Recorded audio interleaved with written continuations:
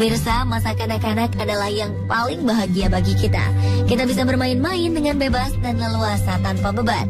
Namun beberapa anak di Indonesia berikut ini tidak bisa merasakan hal-hal yang menyenangkan tersebut karena keadaan tertentu. Berikut 7 kisah haru anak-anak di Indonesia versi on the spot.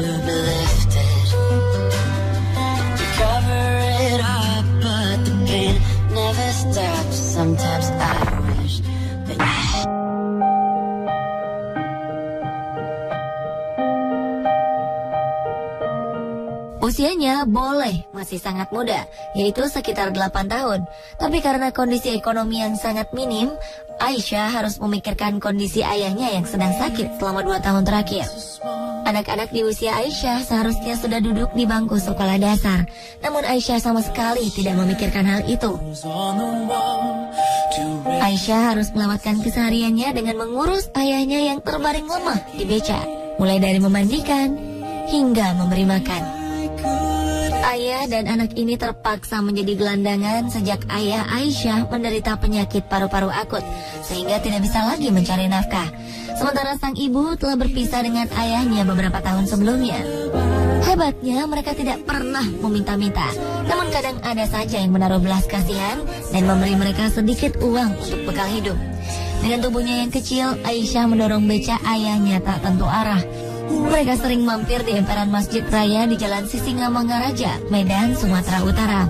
Karena ramai diberitakan media, bantuan dari pejabat kota Medan datang dan membawa ayahnya ke rumah sakit untuk mendapatkan perawatan. Aisyah pun lega karena pemerintah kota Medan berjanji membiayai pendidikan Aisyah sampai sekolah menengah atas. Kegembiraan Aisyah pun tidak dapat disembunyikan ketika dia mendapat seragam dan peralatan sekolah yang disumbangkan para warga yang simpati kepadanya.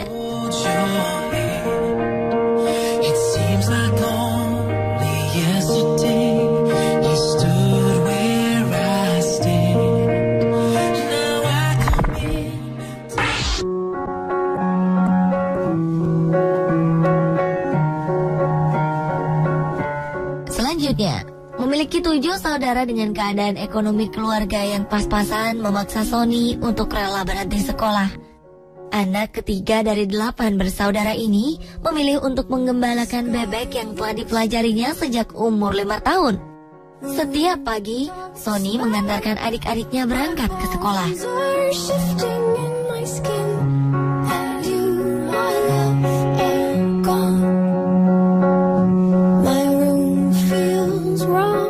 Setelah itu, Sony pun memulai pekerjaannya menggembalakan bebek. Bebek-bebek yang menjadi tanggung jawabnya ini harus selalu terjaga agar tidak tercerai-berai dan hilang. Dia menggiring kawanan bebek tersebut ke sawah bekas panen untuk mencari makanan, dan harus menjaga agar bebek-bebek ini tidak merusak sawah yang harus ditanami padi. Selepas menggembala bebek, Sony memanfaatkan waktunya untuk mengumpulkan tutut atau keong sawah yang banyak hidup di tengah lumpur. Keong ini akan dia jual untuk menambah penghasilannya.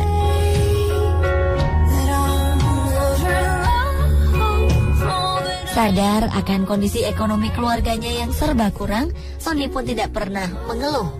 Sehabis bekerja, dia menyempatkan diri memijat-mijat ayahnya yang sudah sakit-sakitan. Selain Sony, kedua kakaknya pun sudah bekerja sebagai buruh pabrik. Namun penghasilan mereka tetap saja tidak cukup untuk memenuhi kebutuhan keluarga ini.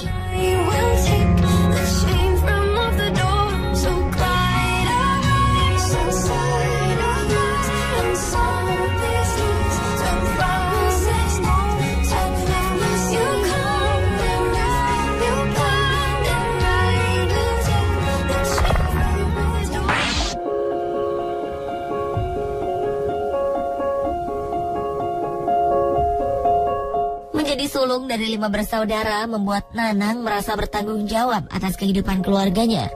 Ayah yang seharusnya menjadi kepala keluarga dan teladan baginya malah tidak pernah memberi nafkah. Tidak hanya itu, ibunya pun kerap menjadi korban kekerasan ayahnya. Keadaan inilah yang membuat Nanang bertekad menjaga ibu dan adik-adiknya dan membawa mereka keluar dari lingkaran kemiskinan. Setelah selesai memandikan adik-adiknya dan membantu ibu mengurus rumah, Nanang pergi mencari rebung di tepi hutan. Tidak mudah mendapatkan rebung-rebung itu. Nanang harus jeli memilih tunas rebung yang enak dimakan.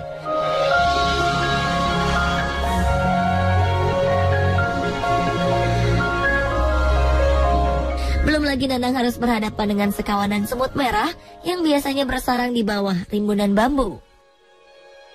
Ketika rebung terkumpul, Nanang langsung mengupas rebung-rebung itu di hutan agar bulu-bulu gatal pada rebung terlepas dan tidak melukai kulit adik-adiknya.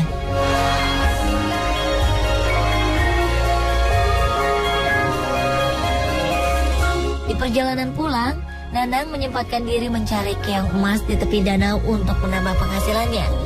Di danau ini juga Nanang melepaskan penat dan memakan bekal makanannya yang berupa kepala nasi sisa kemarin.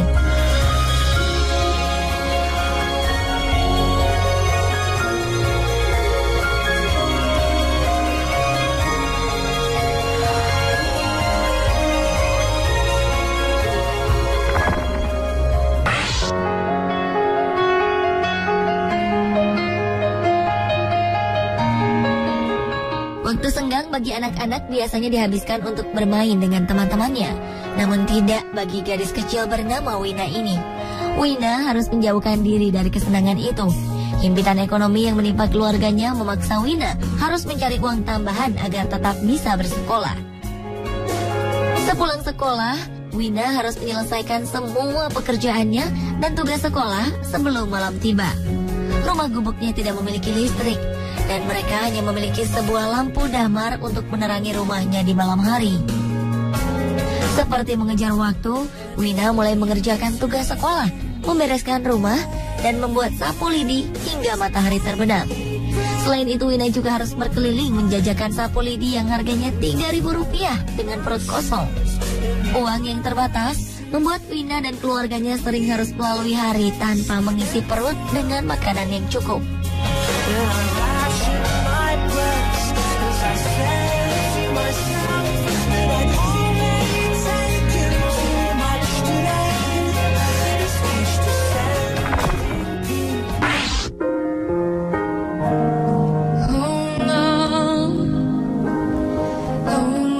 Kecil-kecil cabai rawit. Ungkapan ini cocok untuk ketiga bersaudara ini. Kecil-kecil sudah menjadi tulang punggung keluarga. Setiap harinya, Suni, Lasma, dan Lasih pergi ke sawah yang berlumpur bukan untuk bermain seperti anak lainnya, melainkan mencari belut demi sesuap nasi di rumah. Sesuap nasi bukan hanya kiasan, tetapi ungkapan yang sebenarnya bagi keluarga mereka. Ayah yang sakit-sakitan di rumah membuat mereka harus membantu sang ibu bekerja mencari uang agar mereka bisa melanjutkan hidup. Berbekal air putih untuk menahan lapar dan cacing yang ditangkap dari kandang tetangga untuk umpan belut, Suni dan adik-adiknya berangkat ke sawah. Dengan instruksi dari Suni, Lasma dan Lasih pun langsung mencari sarang-sarang belut di tengah-tengah lumpur di sawah. Tangan-tangan kecil itu juga harus gesit menangkap belut-belut yang licin dan lincah itu. Selesai menangkap belut, Suni, sang kakak, menyempatkan diri mencari kayu buangan untuk bahan kerja ayah yang hanya bisa membuat sarang burung pesanan orang. Waktu bermain mereka memang terbuang dengan bekerja. Namun Suni, Lasma, dan Lasih tetap bahagia menjalani hidupnya.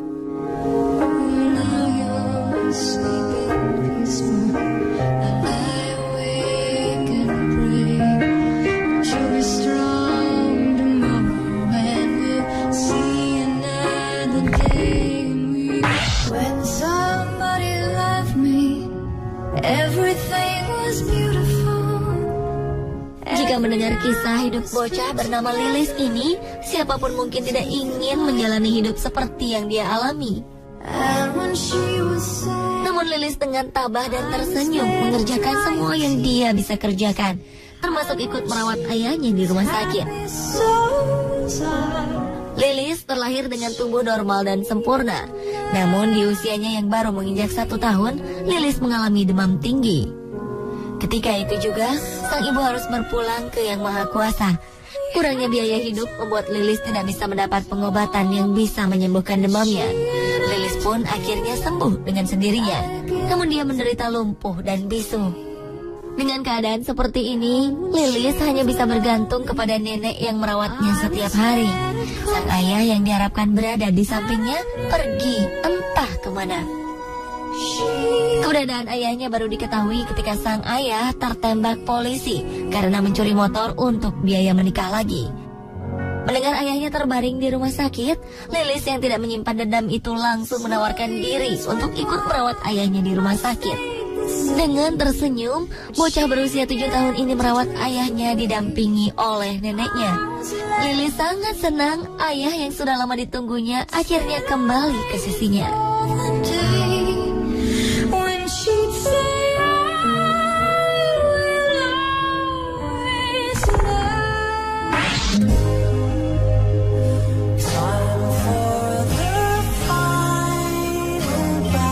Jika memiliki niat untuk berusaha, apapun bisa dikerjakan untuk menyambung hidup. Mungkin inilah yang ada di benak Adriani ketika memutuskan untuk bekerja di pabrik pembuat meja untuk membaca Al-Quran. Di pabrik ini dialah satu-satunya anak perempuan yang menjadi pekerjanya. Lainnya adalah laki-laki.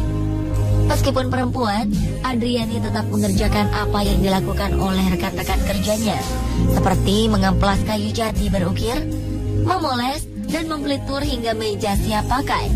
Pekerjaan ini memang bukan hal yang mudah dikerjakan. Ketika pertama kali mengerjakannya, Adriani sering mendapat komplain dari atasannya. Namun dengan usaha yang gigih selama 2 tahun, hasil kerjanya pun sudah bisa memuaskan pemilik usaha.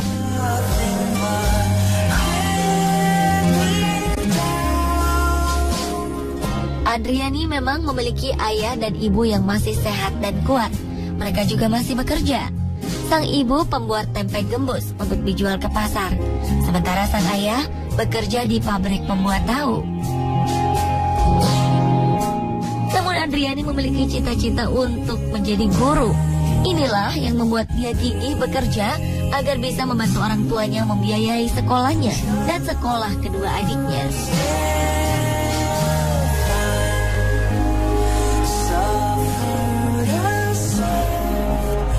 Pemirsa, itulah 7 kisah haru anak-anak di Indonesia. Semoga perjuangan mereka menjadi inspirasi Anda.